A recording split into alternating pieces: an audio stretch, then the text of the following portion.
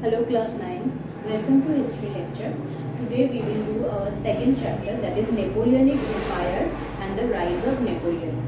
So in Napoleonic Empire, when we do, first thing that we see is the rise of Napoleon. Before that we will see the birth of Napoleon. Napoleon Bonaparte was a great military general of France, but he was born in the island of Corsica. Then Corsica was under Italian control.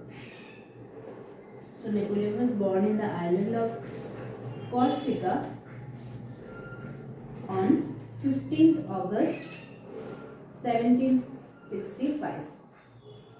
So what we see is that Napoleon, who was a very brave and talented military general of France, he was actually born in Italy. Because the island of Corsica, where he was born, it was under Italian control at the time of his birth. But this island of Corsica was captured or taken, annexed by the French government, annexed by the French. So Corsica came under the French control. So from his childhood, Napoleon had a hostile attitude towards the French government. He had so much hatred against the French government that they have captured this island of Corsica. But when he grew up and when French came under the Constituent Assembly, then he saw that the French government is giving equal respect and dignity to Corsican island. As they were giving so much respect and dignity to the Corsican island, Napoleon gave up his hostile attitude towards French government. So we see that Napoleon had hatred for France, but gradually he became a supporter of the French government. When he grew up and saw, when he was in the army, he saw that the French government under the national constitution was formed. Then we see under the national convention, when French government was giving so much respect and dignity to the Corsican island, he gave up his hostile attitude towards France. Now several factors led to the rise of Napoleon into the very prominent and important position. In the beginning, he was just a normal and ordinary military man. From there, he rose to become the Emperor of France. We'll see how he became the Emperor of France gradually. So first and foremost thing that we'll see that in 1793, his first success was that he drove out the British troops from the port of Toulon. From the port of Toulon, he drove out the British troops. That was a major success for Napoleon Bonaparte. Then in 1796, he was appointed as the commander of the army against the Italian army. There also he proved to be successful. In 1796, he was appointed as a commander against the Italian troop, and he commanded the French army, and there also French army gained victory, and he was successful there also. So these factors are gradually making him more popular, and making as a successful military commander, he earned very much fame. Then we see that it was in 1795 the incident of 13th Vendemiaire took place, which was a very important incident. 13th Vendemiaire is 5th October according to the English calendar, and on this time, that is on 13th Vendemiaire, an important incident took place, that is Napoleon saved the National Convention. Napoleon saved the French government from the attack of the Parisian mob.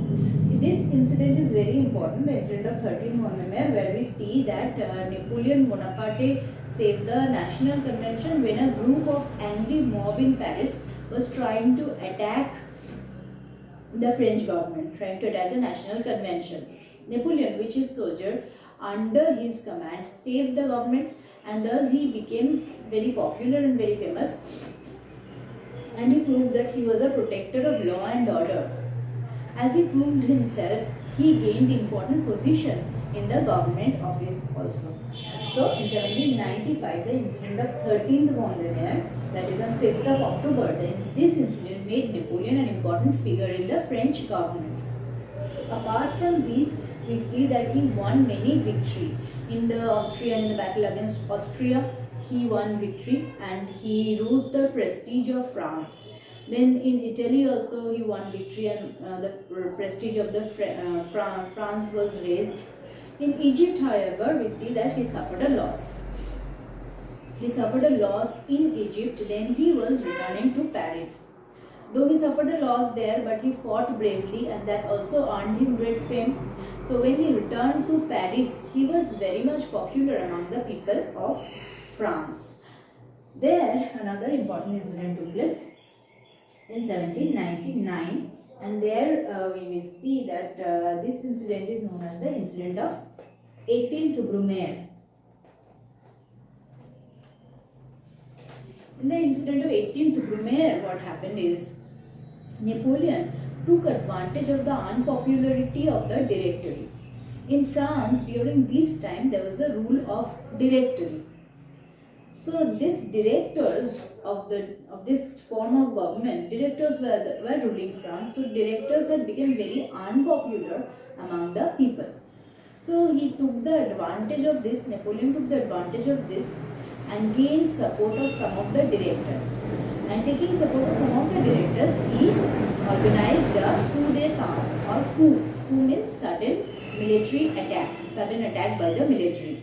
And by this sudden attack, he seized the complete power of France in his own hand. So he took help of some of the directors and overthrew the directory system of government in France. This incident happened on 9th of November according to English calendar and 18th Brumaire according to French calendar. So this incident of 1799 is known as the incident of 18th Brumaire, which made Napoleon even more powerful, and he became all in all in France. He became a consul in France. So after this, we see in 1799 he started the new system of government, that is consulate system of government was started in France by Napoleon, and Napoleon himself became the first consul.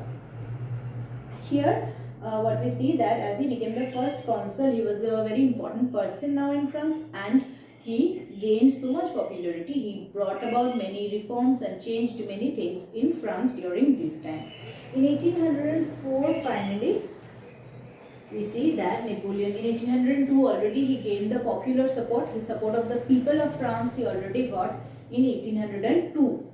In 1804 he was crowned as the Emperor of France. So Napoleon became the Emperor of France in 1804, and this is the phenomena or the incidents that led to the rise of Napoleon. This is how Napoleon rose to power and how he became the Emperor of France. So there are several factors or several incidents through which Napoleon became the Emperor of France, and he gained so much power and control in his own hand.